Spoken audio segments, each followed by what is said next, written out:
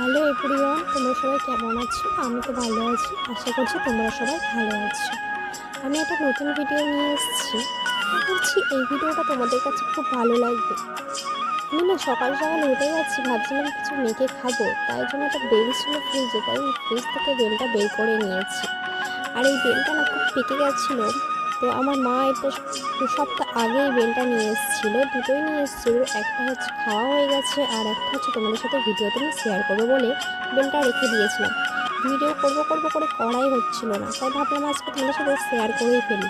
বেলটা নিয়ে আমি মাখতে শুরু করে দিয়েছিলাম, এদিকে নুন, লঙ্কার গুঁড়ো আর হচ্ছে একটু জিরে মরিচ গুঁড়ো দিয়ে দিয়েছিলাম। আর এটাকে আমি ভালো করে মিক্সড করে খাবো।